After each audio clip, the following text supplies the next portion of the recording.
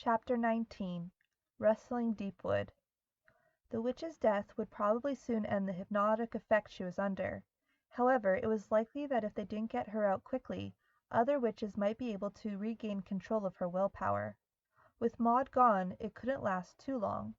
Whether or not the witches knew it, a significant blow had been dealt and the water priestess was rescued. If they got back soon enough, she would be able to heal the injured and sick. Until then, it was just a matter of waiting until the witchblades arrived. They needed backup, especially considering the losses from earlier. Meredith decided to notify Darius and update him on the situation and their need for additional forces via letter. He hoped they had a runner. The basics of the letter informed him of facts and keeping descriptions exact. Coven size, number of dead, number of injured, and how witches did it.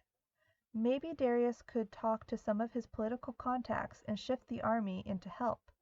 Maybe he was overestimating what Darius could do and what he had time for. Meredith would be reliable intel for Darius to act. Meredith had tested the weapons now and they were getting rid of a threat to Shing.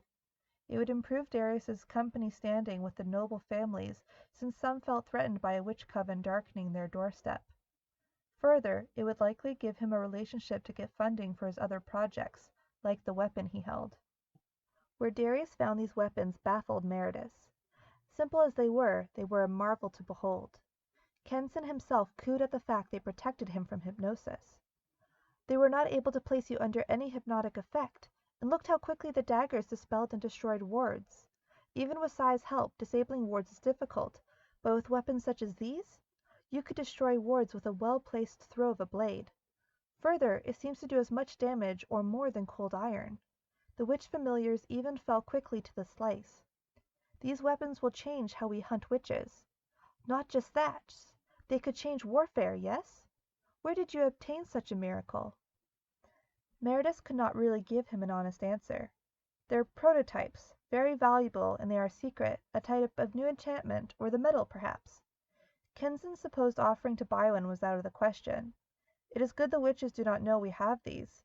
I must inform Claire. I will introduce you to her. Meredith kept carrying Mina. Who's Claire? A witchblade.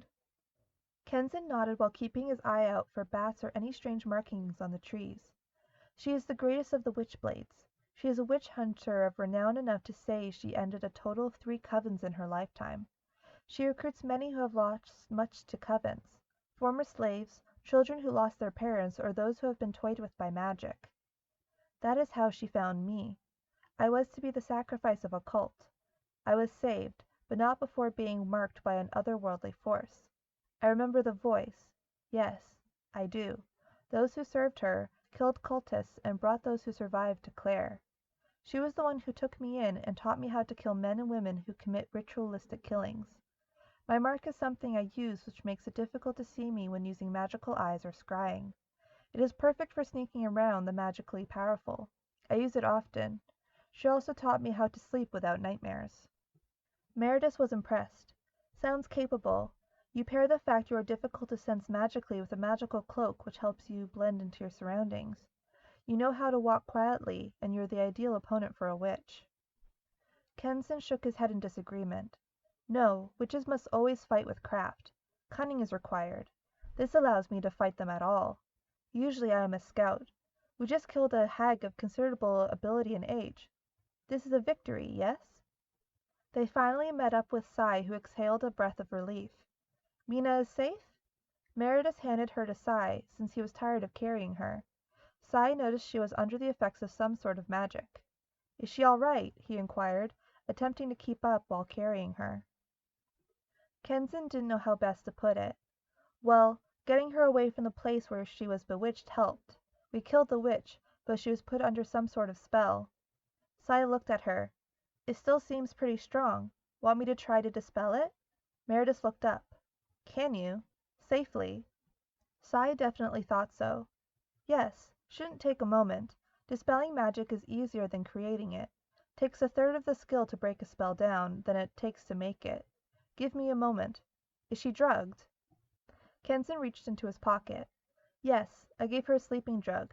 She may feel ill when she wakes and her head may hurt, but I can wake her up at any time with an antidote. Although it'll take 10 minutes or so. It's not entirely safe here, however. Meredith countered. It's not safe anywhere. Doing it here might help, if she can then walk back. Good point. Kenson waited until Cy said he was done. Then he attempted to give her the antidote. A single drop on the tongue and he waited. Cy carried her for a while before she woke up coughing and rubbing her head. The spell in her head being destroyed on top of the sleeping drug wearing off couldn't have felt good. Mina groaned and Cy set her down carefully. Are you all right, Mina? She reached around for a canteen and drank. Waking up from a sleeping drug was bad enough, but witch magic as well? She woke up groaning. Finally she managed to speak. She said, I'll be all right. What happened? Meredith gave her the short version. You were bewitched. You couldn't run away and you tried to restrain me. We killed the witch who bewitched you before they did whatever the cruel ones felt like doing to you. Irritation flashed on her face. Abigail! She's a witch! Cy knew that and tried getting her to take slow sips. It's all right. We killed the witch who'd had you and now we're taking you back. Sorry your head hurts. Mina looked up at Cy. You saved me, with a hint of embarrassment on her face. She shook it away. She swore to double her efforts by doing what she did best. I'm sorry for being a burden. I'll be able to heal the wounded now. Get me to them.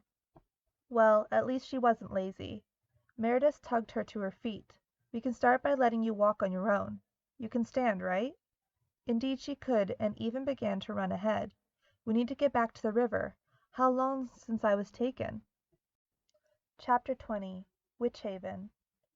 Abigail dismounted and made her way through a group of rejoicing hags and merry-making witches. They were feasting on human flesh aplenty, with some taking pleasure in the torture of those who dared harm their forest. Their coven was strong, and even the mightiest nations had reason to fear them now. She approached a great fire where a man was being burned alive. He screamed his last before passing out eventually from the heat, and he burned to death. The little girl began to tiptoe when she saw the leader and matron of the coven. The coven matron did not make merry, and in the darkness she looked like a frail and withered old woman. Barely alive, it looked like physical movement must have pained her. This matron certainly could not have birthed Abigail, at least not by normal circumstances. She looked pained as she rose to her feet clumsily, a show of weakness, a deception. Abigail greeted her mother. Matron Isadora, I come to you with news.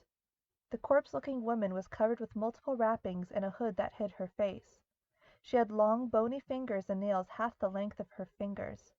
Her teeth were mostly missing, and there were no warts or blemishes on her face. But that wasn't to say she seemed attractive by anyone's standards. Her skin was wrinkled and death-like.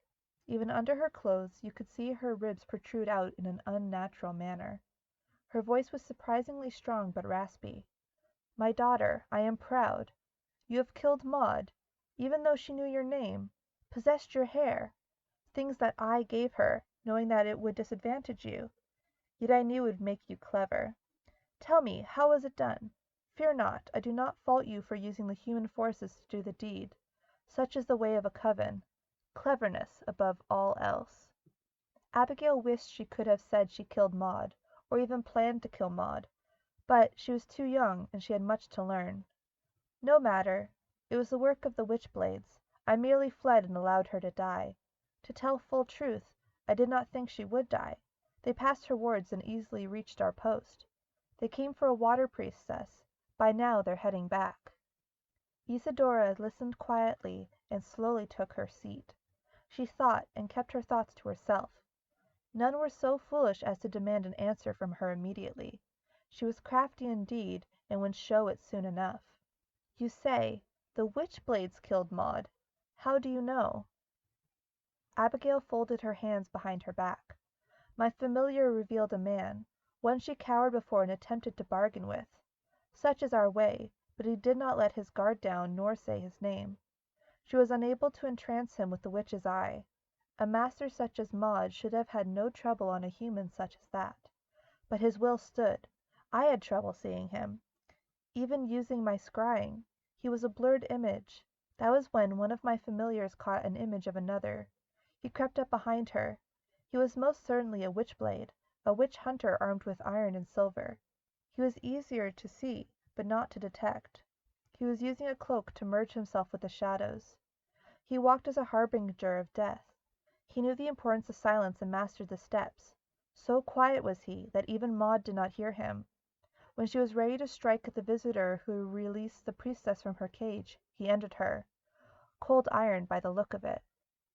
Isadora listened quietly and only commented when Abigail was finished. So my child comes to me with a warning. The witch-blades come. Yes, perhaps they have some way to obscure magic.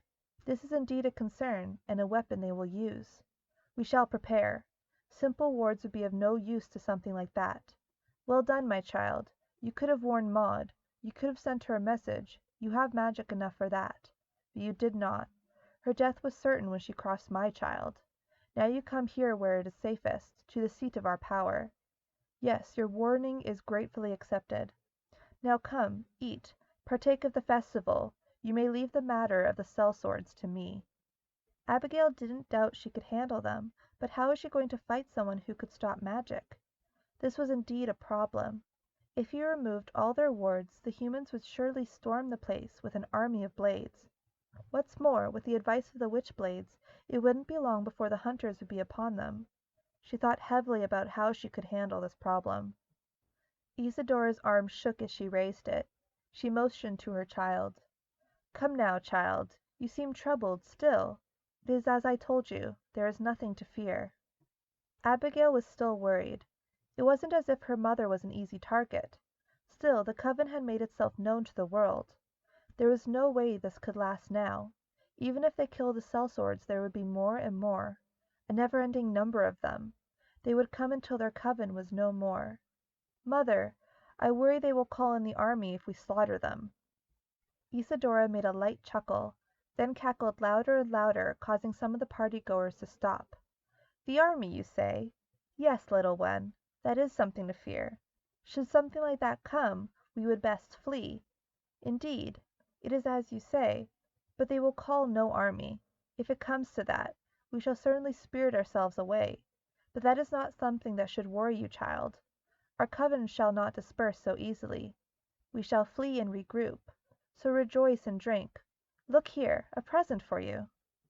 The burn victim from before, who surely died, was thrown before her. Despite his burn, Abigail could see he must have been a young man. Why he did not die was the power of her mother. She could simply prevent death, even fatal wounds meant nothing.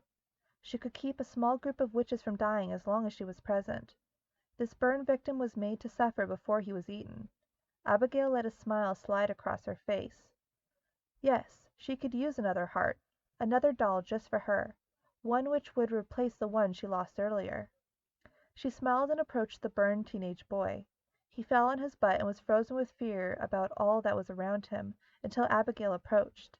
She slid her body against his. She closed her eyes and listened to the pleasure of his heartbeat going out of control. She looked up at him. It's all right, she said to him sweetly. The boy's heart started to flutter. She appeared to be a child. Was this another captive like him? Surely she didn't expect sex. His body was burnt to the point he could no longer feel pain. She was much too young. He could feel her breathing, and somehow it soothed him. Was she going to hurt him? Maybe she wasn't a witch. Maybe she was just a girl. Maybe she too just wanted to feel safe. He rather reluctantly relaxed and put his arms around the girl. Then pain shot through him, and blood ran down his mouth. As the blood ran down his face, she kissed him and savored the taste of blood. Abigail always loved listening to their heart before she took it. She leaned back from him and revealed that his still beating heart was in her hand. He wanted to scream, but it was now so very cold. She pulled out a doll and placed his heart into the doll.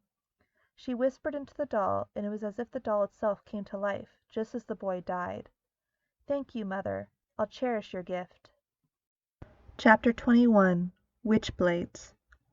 By the time camp was in sight, Meredith realized he should rest a bit, but remembered he needed to send a message to Darius. It was difficult to say how long it might take to get to him. The town, for the most part, had been secured. Masks and charms had been removed. The majority of people were on high alert. Whatever spell made them careless and stupid seemed to be put at an end. They were more organized, but considering the number of injured, they weren't much better off than they were before. Those blinded by the poisons or injured were near the river. Mina quickly redeemed herself once she started ministering to the injured. She rather casually summoned up water from the river and splashed it onto groups of 3 at a time and touched them, removing the poison from their eyes. All that remained was healing the damaged eyes, which was quick but quite painful. The number of nerves in the eyes made healing no simple matter. Even with magic, it often caused the men to scream themselves awake. Meredith didn't need to watch her work, so he decided not to. He turned around to glance at Kenson talking to a woman in her late 30s, or perhaps early 40s. She had dark purple hair cut barely above the shoulder. Her silver eyes were observant and seemingly indifferent to the suffering men. She smoked from a pipe while nodding every now and again. She was fairly attractive, although her clothes did not flatter her. They were ragged, and her face had muddy streaks on it. She wore no makeup, nor did she look like she ever made the attempt. Perhaps if she had made the attempt, she would even be beautiful. Her gaze fixed upon Meredith as Kenson spoke. She inhaled a bit of smoke as she listened to Kenson do a full report. She did a single nod and asked relatively few questions. She had a single silver sickle attached to her belt that seemed like a specialty-made item rather than a farmer's tool. On her shoulder rested a rather small owl. It looked young and more like a snow owl than one belonging to this region. Next to her was a man, although not a man. His face was that of a dog, but the rest of his body appeared to be a tall man. Was he some type of werewolf that Meredith did not know about? Jackals were something he had never seen or heard about before. Apparently, it was not dangerous to humans. He carried an immense crossbow. It would have needed to be mounted to the floor for someone to fire it accurately, but he had no assistance. A mechanical advantage might be available by using the multiple turnwheels in order to wind it back. The jackal was gray-haired like a dog and extremely muscular. He must have reached 7 feet tall. He was broad and well built. His face displayed emotion more in his eyes than the mouth. He had trouble smiling or frowning. His eyes fixated on Meredith with interest, but caution. The jackal wore pants and an unbuttoned vest covered with pockets in the front. An adventurer introduced them to the currently passed out Morgan. "This is our leader." The woman smirked at the sight. "Not any more." Finally, Kenson approached, nodded to Meredith, and whispered very lightly, "I'd like to introduce you to the Witchblades, but please, do not ask for their names. One is Claire and one is Sven. It's better we stand in a crowd so we don't let them stand out too much. But like myself, they are Witchblades." Meredith nodded and followed Kenson to meet the would-be witch hunters. Claire didn't speak to him immediately. She spoke to Morgan, who was injured, but still in command of the unit. He wasn't in great shape, but he could be healed. After listening to his report of the situation, she approached Meredith while taking a quick look at Sai and Mina in the distance. "I am told you are capable. What's your opinion of the coven we face?" Meredith shrugged. "I'm no expert, although we killed a witch who had skill in hypnosis." She glanced at Meredith's weapons while asking, "Those weapons were what you used to kill the bear familiar and a hag?" Meredith nodded, but did not take them out of their case. "I'd rather keep them to myself, if possible." She understood. "May I ask you to do something for me, then?" Meredith supposed that depended on what she wanted. "Ask." She motioned to the black dagger he kept snug in its case on his chest. "Would you mind taking that dagger out and letting a few of the sellswords touch it? If it can interfere with magic and there's a witch or witch spawn hiding among us, it would reveal spies to us." "May I?" Meredith watched while she ungloved her hand and offered it out. "Let me try touching it to see if I'm right. If I am, we can use it to spot a witch. If they're using illusions or shape-shifting magic, this would make it difficult to hide the fact they're using it." He supposed he could let her try. It made sense, although he'd rather not be showing off such a weapon. It was a really good idea, though. He offered a blade out and did not give it to her. He removed it from the sheath and her little owl screeched at it and flew away. "Don't mind Hunter. He is magical, so he probably wouldn't like such a thing." She touched the dagger and the veins on her face shot up.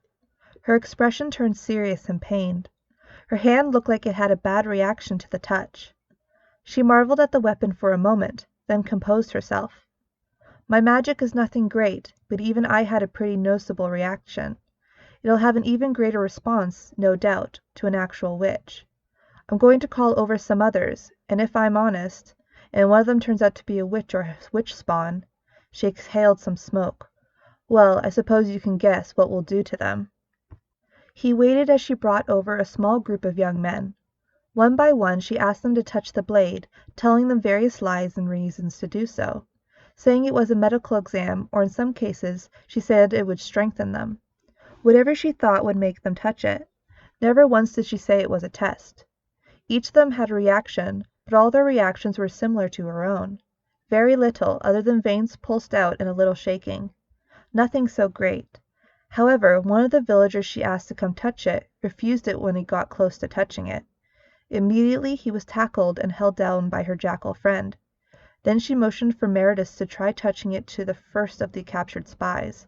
It warped and bubbled the face, changing it to some sort of creature that was humanoid, but unknown to all but the witch hunters. "It seems they're using changelings,"